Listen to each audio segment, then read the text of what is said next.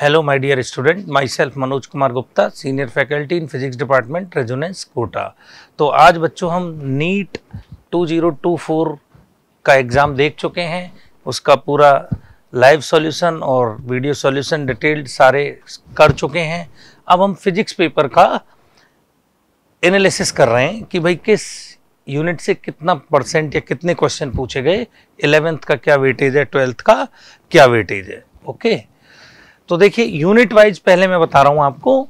Unit wise alternating current से जो है वो ठीक ठाक क्वेश्चन पूछे गए हैं। अल्टरनेटिंग करंट से 3 क्वेश्चन पूछे गए हैं और टोटल जो मार्क्स 12 मार्क्स का अल्टरनेटिंग करंट से पूछा गया है। ठीक है, अब इसमें जो तीनों क्वेश्चन है वो average value, peak value, RMS value, उसी से वेटेज है इनका। कैपेसिटेंस से देखें तो कैपेसिटेंस से भी 4 क्वेश्चन पूछे गए हैं जिसका वेटेज होता है 16 marks. Similarly centre of mass का बहुत ज़्यादा वेटेज नहीं, 11th का ओवरऑल वेटेज कम है, हम ये लास्ट में देखेंगे। 11th और 12th में 1:2 का रेशो है एग्जैक्टली।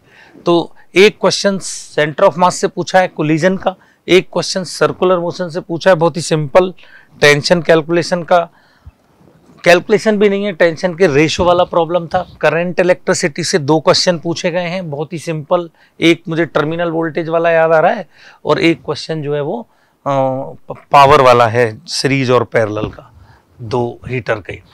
और इलेक्ट्रोमैग्नेटिक फील्ड से जो है वो काफ़ी क्वेश्चन पूछे गए, 5 क्वेश्चन पूछे गए, अच्छा खासा वेटेज है। 10% का वेटेज इलेक्ट्रोमैग्नेटिक फील्ड से है।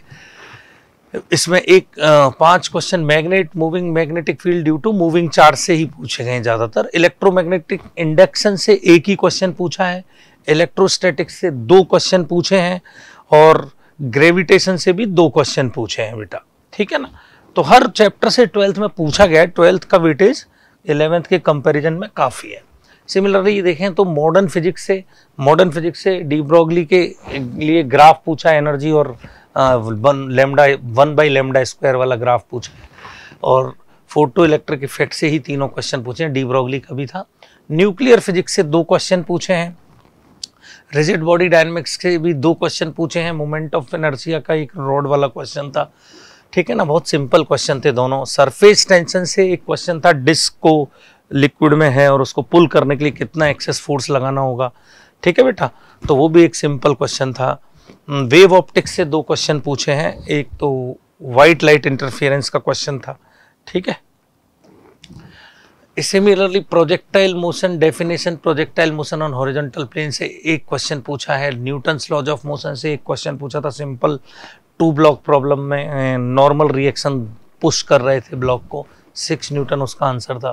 केटीजी एंड थर्मोडायनेमिक्स से 2 क्वेश्चन पूछे गए हैं, बड़े सिंपल क्वेश्चन था। Work done in process BC isochoric process का क्वेश्चन पूछा था। तो सिंपल क्वेश्चन 11 से पूछे। सेमीकंडक्टर से अच्छे क्वेश्चन पूछे, 4 क्वेश्चन। सेमीकंडक्टर से काफ़ी पोर्शन हटा भी दिया है। एक सोलर सेल के कैरेक्टरिस्टिक्स के बारे में पूछा है और डायोड के बारे में 2 क्वेश्चन पूछे गए हैं। 2 लॉजिक गेट के बारे में पूछे गए 2 क्वेश्चन और एक क्वेश्चन जो है डायोड का बीट स्टोन से कनेक्ट करके पूछा गया। तो सेमीकंडक्टर के काफ़ी अच्छे क्वेश्चन पूछे गए थे, बहुत सिंपल थे लेकिन अच्छे क्वेश्चन थे। स्पेशली जो व्हीट स्टोन के साथ मिक्स करके पार्ट 2 में पूछा हुआ था, वो क्वेश्चन बहुत अच्छा था। सिमिलरली मेजरमेंट और एरर का एक सिंपल वर्नियर के लीस्ट काउंट का एक क्वेश्चन था। ज्योमेट्रिकल ऑप्टिक्स का के 2 क्वेश्चन इसमें पूछे गए थे। उसके बाद इलेक्ट्रोमैग्नेटिक वेव का एक क्वेश्चन था और रेक्टिलिनियर मोशन की कहें तो इसका एक क्वेश्चन था।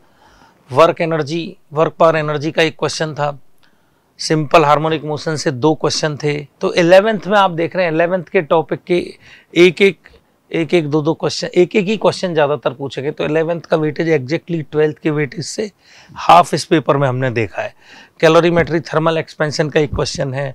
यूनिट एंड डायमेंशन के 2 क्वेश्चन है। अगेन जो यूनिट एंड डायमेंशन बाकी टॉपिकों के कंपैरिजन में इंपॉर्टेंट है, देख सकते हैं यहाँ से 17 क्वेश्चन जो हैं बेटा वो 11th से पूछे गए हैं और 12th क्लास से 33 क्वेश्चन पूछे गए हैं। और आप देख सकते हैं कि 11th क्लास का 68 मार्क्स का वेटेज था फिजिक्स में और 12th क्लास में का 132 मार्क्स का वेटेज है। और इस तरह से हम देखें तो बिल्कुल 12th क्लास डबल है, 12th क्लास 11th क्लास से एकदम डबल है। इस तरह का इस बार का पेपर का पैटर्न रहा है।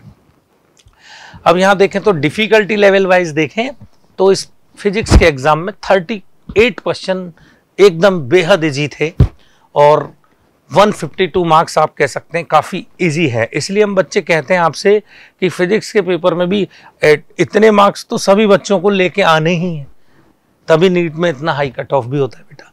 मीडियम लेवल के क्वेश्चन भी थे 10 और 2 क्वेश्चन ही ऐसे थे जिन्हें हम कह सकते हैं डिफिकल्ट लेवल के थे।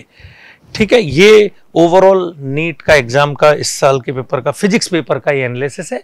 बाद में हम एक बार आपको ओवरऑल तीनों सब्जेक्ट का या चारों सब्जेक्ट का एनालिसिस एक बार और बताएंगे। Thank you very much.